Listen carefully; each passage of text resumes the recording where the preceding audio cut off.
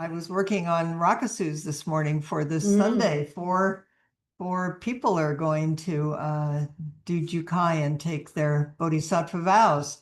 So please come sit in the morning if you can. Come to the ceremony if you can in the afternoon. It's really I wanted to say it's a Sangha event, but I also want to say it's an event. It's a Maha Sangha event because the whole one of the things you did, this is just me. One of the things you do in the beginning of it is you invoke all the great Buddhas and Bodhisattvas to come and help you because you know there's just no way you can do this by yourself. And I, being who I am, I always experience them coming. They actually come and they're really happy. It's like, think of the things they have to look at on earth, for goodness sakes. You think they're not happy when somebody finally says, I'm just going to devote my life to being a good person? I think that's pretty cool. Yeah. So anyway, and the other announcement is we sent it out, and I spent a good portion of this afternoon with the Interfaith Sanctuary Coalition, July 2nd, which is next Wednesday. There's a fast from 7 to 7, eating or whatever TV or technology, or you can set your own intention, and then we're going to meet at in Santa Rosa at Courthouse Square for the Wednesday Farmers Market, and there will be this is my addition, and their we're going to do a little sit. And I want you to know that people are not so sure about fasting. I'm amazed people say they can fast from 7 to 7, but like sitting for 2 hours or even an hour is like, this is so, please come and help us.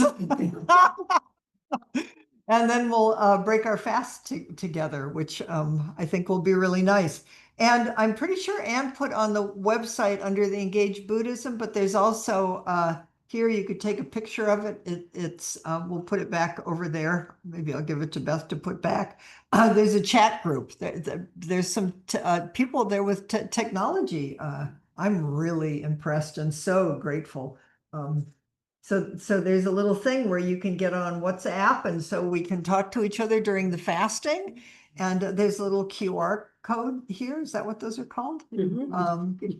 So there's a sense, and like my sister's organizing a little group up in Fort Bragg, and Paula Rye, remember when we did Paula Rye? She's going to do the fast. So Linda Hess from the Berkeley Zen Center is actually going to come sit with us. So spread the word. Chris, what's the situation going to be in terms of the physical act of sitting? Yeah, we spent some time talking about that. Some people that have congregations are going to bring some chairs, or if you have a camping chair, bring that. Or we thought grass, but I think we may be on concrete. But I think I'm going to bring my zabuton, and anyway, yeah. Thanks for asking. So anyway, okay. Chris? Yeah. Excuse me, going back to the Sunday, Wednesday public thing? Yeah. If you are coming and haven't registered yet, please do. You can do that through the email that was sent out or through the website. Will really help us to know to plan for how many people will be there. And also I'll be sending out a message about parking to everybody who's coming. So it'd be great to know if you're coming, and please carpool if possible. And also, there will be a reception after, and any contributions of sweets or savories would be really appreciated. Finger food, simple, festive. And I have to say, I love people who can organize things. And the world really needs good organizers. Okay, so we are doing, I've said this before, but I'll say it again. Nan Chuan Cuts the Cat is the koan that I think, I mean, it's all 100 million causes and conditions, but I left Zen for some period of time because of this koan, or it gave me an excuse to leave. It's like, I'm not going to be part of this weird thing. Because you'll see It says they cut a cat in two. It's like, why would you want to sign up for? It's like, why would you want to sign up for that? Now I will say, many years later, I love this koan. It's one, and it seems so appropriate for right now because, in case you hadn't noticed, we are cutting everything in two. So there's wisdom here. We get to meet ourselves through all of this. So I'll read the koan in Zen Echoes, which I think is probably directly from the Book of Serenity, but I'm not sure. I didn't cross-check it. At Nanchuan's monastery, the east and west halls were fighting over a cat. Can you imagine? Somebody, I think it was Norman Fisher, did a commentary on this once and talked about, and it's my experience too, is there's always the tension between the monastery and the people working in the kitchen. Or when I was at Green Gulch, there was immense tension between the monastery and the people in the garden. Because you can't tell a gardener, you have to respond to things, but then there's this schedule that you have to keep on. So this is, this has been going on for 100 million years. Nanchuan picked up what was happening and said to the assembly, "Say the word and you can save the cat. Say the word and you can save the cat. If you do not say the word, then I will slice it in two." To get your attention? Yeah. The assembly had no reply. And Nanchuan then sliced the cat in two. Breathe.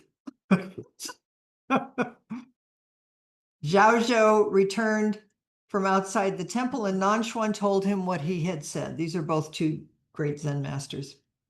Zhao then took off his grass sandals, placed them on top of his head, and went out.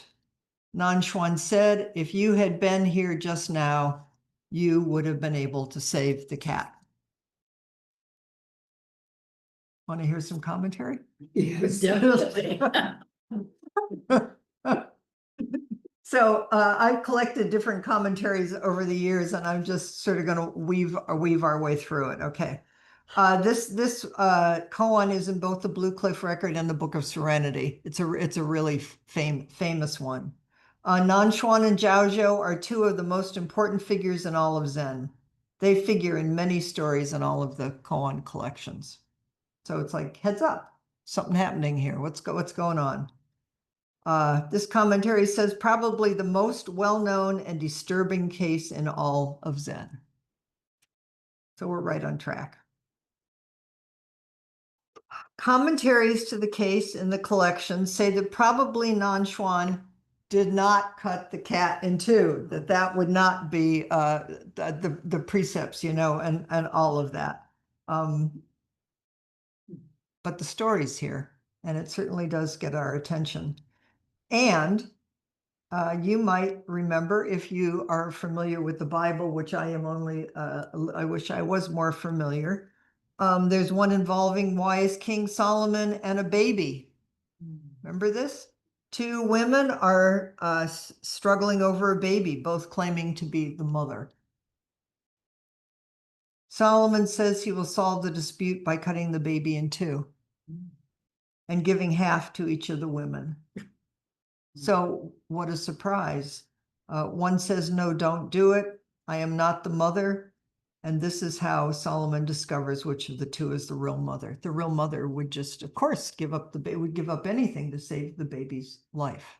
So it's a similar kind of story. It's like, what's really happening here? And what, please say a true word. What's a true word? What's a word that penetrates this and thatness? So to say a true or turning word, we get scared, we get caught in our heads, we want to get it right. The mother knows. We know if we stop. What's a true word? To me, that is one of the most miraculous things in the world.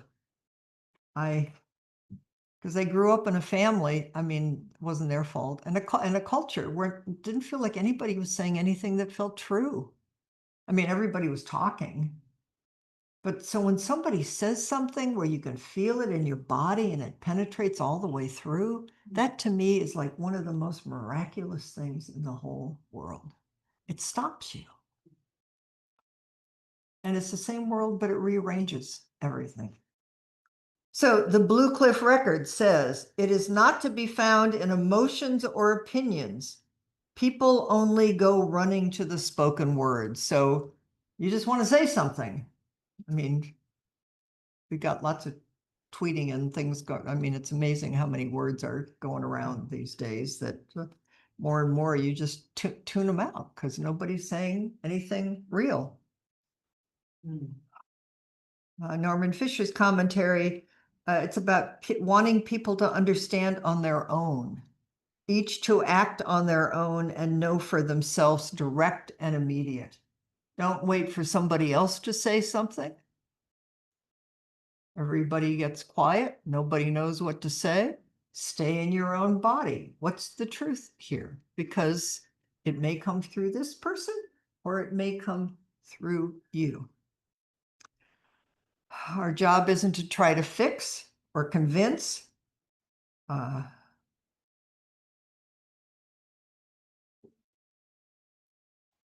If you can say a true word, that is saving all sentient and inanimate beings in the whole universe. Okay, here's from Mana, which is the Mumun Khan. The Nanchuan simply holds up the whole community at the edge of his diamond sword. Can you imagine? It's like, that's how we are. That's how we are in this moment too. And it's Manjushri's sword. Manjushri is the bodhisattva of wisdom. Is how do you cut through this that doesn't cut into? It takes life and gives life. It's a sword that slices through emptiness and cuts through duality. Everything opens. Say a true word. Nobody could say a true word and save the cat, which we'll get to in a minute. Oh, here it is right here. Zhao Zhou puts his sandals on his head. What in the world? So in ancient China, putting your sandals on your head is a sign of mourning. It's a sign of grief.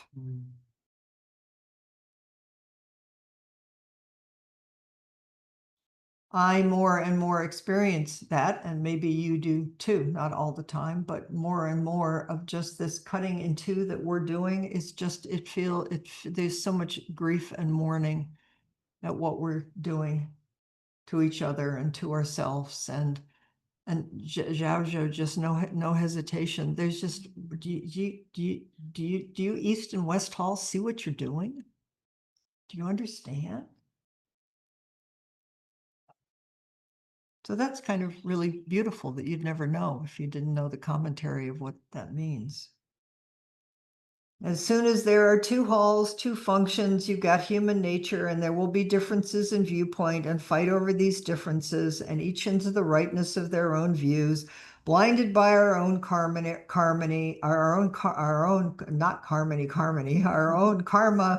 our own view. What do we do?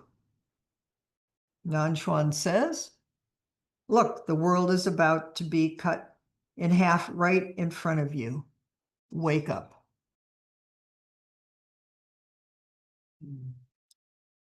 This koan is not about killing or not killing, but rather about transformation. An ancient sage said, when you find yourself at an impasse, change. When you change, then you can easily pass through. I would suggest breathe, because usually in an impasse, we hold our breath. Take a breath. It's all moving and flowing. Something new will happen, which is what we learn in Zazen. We just come back. Come back. Pleasant thoughts, unpleasant thoughts, comfort, discomfort in the body, feelings. Take a breath. There's lots of space here.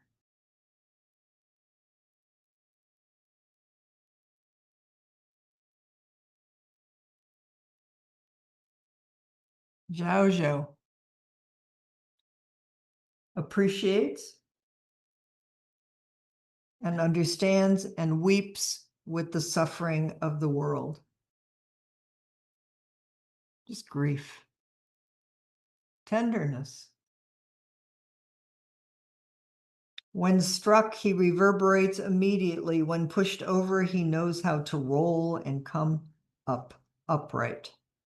When struck by a view, by an opinion, by something that's hurting his or her heart, he reverberates immediately. That's Avalokiteshvara's body. The entire body is hands and eyes. You feel it. It's activated. And when it's pushed over, if you're pushed over or pushed against, you learn how to just roll. Or Avalokiteshvara is to bring forward the appropriate tool or the appropriate hand, each hand with an eye in it, knowing what to do. You learn how to roll and to come up upright, which is to respond versus to react, to respond from Zazen body, Buddha body, Bodhisattva body, which is different than reacting from karma body. But of course we'll react from karma or karmic body. And then you take a breath there. That's all. No blame. The minute you go into blame, the minute you go into shame, I mean, that's okay too. Whatever you go into is just at some point, take a breath and come back for the whole world. We do not know what to do. We know we have to try to do what we can. And when we are stuck, stay with it, study it, look deeply for the sake of all beings. I have to say that I am really enjoying being with this interfaith group. There's Quakers, Barbara. I just, it's so sweet just to be, I just think Quakers have been doing this forever and ever and ever. There's this kind of ancient, it's different than Zen ancient feeling, but Quakers have a different ancient feeling of just presence and the same sense of bearing witness. And Reb Irwin, the rabbi at Ner Shalom, he has his own way and his own flavor, but he's just so completely upright and present in it. Plus, he's funny. And others in the Christian tradition, when I was at a meeting last week, someone prayed to Jesus, and it was, I could feel, I mean, I could just feel, because I'm not around that. And then I thought, she's cutting through. This is her language, and she was offering her whole heart. So there's something even just in being together in this way that because we cut up our religions too, right? And we got raised in one tradition, and then we cut it off, and then we think, well, I'm not that, I'm a Buddhist or whatever we do. And it's just so sweet to know you don't have to do that. Just pick one thing and follow it all the way through, but you don't have to cut anything in two. What is it? Right here, sit in the middle of it. Know we are on the edge of a sword. It's where the suffering of the world arises from. If we can feel the sorrow, we can be open to a different view.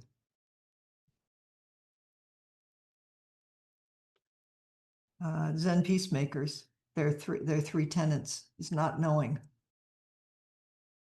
giving up fixed ideas about the self and the universe. This is such an amazing, wonderful, awful time to be alive, because every news thing that comes up is, I'm on the edge of the, we're all, if we're paying attention, we're all on the edge. I mean, we're always on the edge of a sword, but it's just like, anyway, maybe it's just me, but I get to practice with my reactivity and my opinions and my, just come back. for the sake of the whole world, because then you'll know where to act, which is the second one, which is bearing witness. Bear witness to the joys and the sorrows of the world. They were the two halls of monks were they were too caught in their own opinions and own views to be able to just stay in the immediacy of the painfulness of what was happening, which is what Zhao Zhou immediately saw and felt. And then the commitment to wholeness and healing of divisions within ourselves and others, which is, to me, sit down and stand up. I mean, please sit down, please. I'm so glad we're going to go do this vigil and sit down. And we also have to stand up, and we have to let this appropriate response come through us, and to feel around in the dark for a true word. When somebody says a true word, what is it? When somebody says something, or just in their presence, you feel, this is hard, but it's okay. Here I am. So I'll read again the commentary from Wick. Zen practice is not about killing your compassionate, heartfelt responses to life and its events.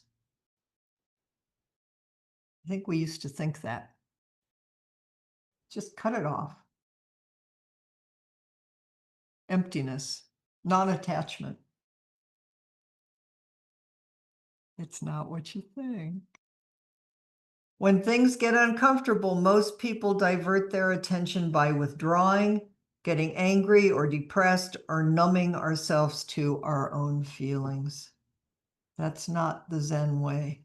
Unless you open your heart, you cannot say a word to save the cat.